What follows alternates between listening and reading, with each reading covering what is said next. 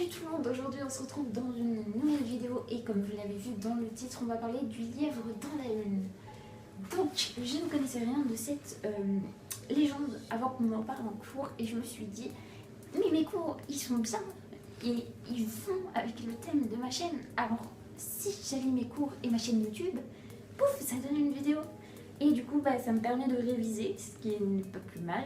Et en plus ça vous apprend quelque chose et du coup c'est nickel du coup. Enfin bref, cessons de blablater et passons tout de suite à l'histoire, c'est parti. On a tous déjà regardé la lune évidemment.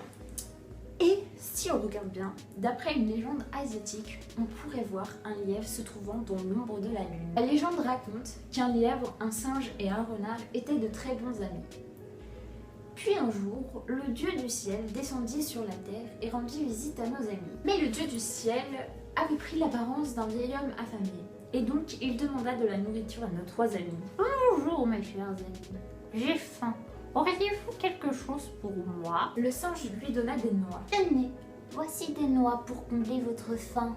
Le renard lui donna du poisson, des boissons et des gâteaux de riz. Voici des boissons, des gâteaux de riz et du poisson pour vous aider. Mais le lièvre n'avait malheureusement rien à donner, ce qui attisa la colère du dieu. Mais pour se faire pardonner, il alluma un feu de cheminée. Je suis désolée, mais je n'ai rien pour vous.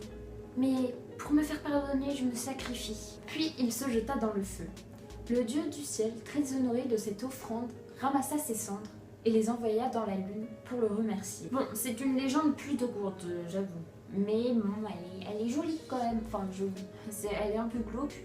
Mais oui, c'est mignon de voir un lapin dans la lune.